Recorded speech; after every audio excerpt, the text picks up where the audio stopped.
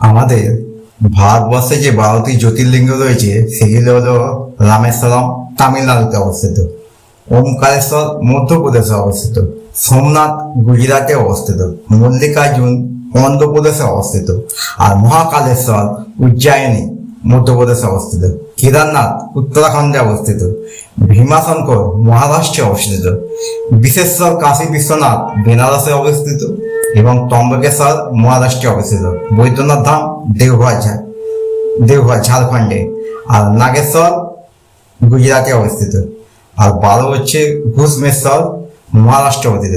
আর আপনি এই সকল মন্দির যদি একবারেই দেখতে চান, একসঙ্গে চলে আসুন সালকিয়ার নতুন মন্দিরে। আপনি এই মন্দিরে একসঙ্গে 12টি জ্যোতির্লিঙ্গ দর্শন করতে পারবেন। বন্ধুরা, আজ আমরা আসছি সালকিয়া নতুন মন্দিরে। সালকিয়া নতুন মন্দির অনেকেই এইটাকে বঙ্গেশ্বর মহাদেব মন্দির বলেও চেনেন। এইখানেই আছেন 12টি জ্যোতির্লিঙ্গ মন্দির। যদিও মন্দির একটু পুরনো, অনেক, আমাদের এই মন্দির অনেক পুরনো, আর নতুন নয় মোটে, 1952 সালে হয়েছিল। তো তৎকালীন রাষ্ট্রপতি 2015 সালে প্রণব মুখোপাধ্যায় এখানে যে বড় যে শিব মন্দিরটি আছে পঞ্চমুখী 51 ফুট উঁচু, সেটি উন্মোচন করেন। এই মন্দিরের বিশেষ হলো 51 ফুট উঁচু এবং এখানে একসঙ্গেই 12টি জ্যোতির্লিঙ্গ দর্শন পাওয়া যায়। শ্রাবণ মাস শুরু হওয়ার পর থেকেই ভক্তদের ঢল নামে এই মন্দিরে। সোমবারে তো অবশ্যই, প্রতিদিনই দূর দূরান্ত থেকে আসছেন কাতারে কাতারে ভক্ত। তারা জল ঢালছেন বাবার মাথায়, চলছে বিশেষ পুজো পাঠ। ভগবান মহাদেবকে মনের প্রার্থনা জানাচ্ছেন ভক্তরা। প্রত্যেকের একটাই আশা, জলাভিষেকের মাধ্যমে বাবা মহাদেবকে তুষ্ট করা। তো বসুন বন্ধুরা, আসুন সালকিয়া নতুন মন্দিরে আসুন।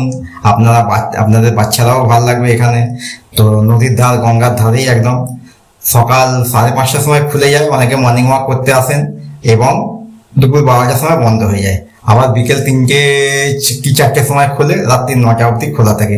সন্ধ্যার সময় আসলে আপনারা সন্ধ্যা আরতিও দেখতে পাবেন। খুব সুন্দরভাবে সময় কেটে যাবে আপনাদের। একজন দর্শনার্থী জল অভিষেক করছেন, শিবের মাথায় জল ঢালছেন, আপনারা দেখতেই পাচ্ছেন। উনি জল ঢেলে নিজের মনস্কামনা পূর্ণ করছেন। আজ রবিবার ছিল, ভিড়ের জন্য একটু কম ছিল, তো কাল সোমবার আরো বেশি ভিড় হবে। আপনারা আসতে পারেন এখানে, খুব সুন্দর সময় কাটিয়ে যেতে পারেন।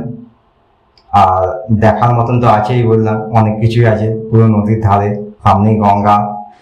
এই সেই 12টি জ্যোতির্লিঙ্গ মন্দির এখানে। এগুলি রেপ্লিকা। ভারতবর্ষের যে 12টা কোনায় যে ছড়িয়ে আছে যে মন্দিরগুলো, সেগুলো এখানে এক জায়গায় জড়ো করা আছে। দেখতেই পাচ্ছেন কি অপূর্ব মূর্তি। কিন্তু এগুলো পুজো দেওয়া যায় না, কিন্তু এখানে জেনে রাখবেন, এখানে কোনো পুজো হয় না, কিন্তু আপনারা শুধুমাত্র দর্শন করতে পারবেন এখানে। এটাই হচ্ছে সেই 51 ফুট উঁচু পঞ্চমুখী শিবের মূর্তি। এই মূর্তি গঙ্গার উপর থেকেও দেখা যায়, হাওড়া ব্রিজ থেকেও দেখা যায়, আরো অনেক দূর দূর থেকেও দেখা যায়। বিশাল মূর্তি। 2015 সালে তৎকালীন রাষ্ট্রপতি প্রণব মুখার্জি উনি উদ্বোধন করেছিলেন। আর এই মন্দিরে সব থেকে যেটা বড় জিনিস দেখবেন আপনারা, খুব পরিষ্কার পরিচ্ছন্ন।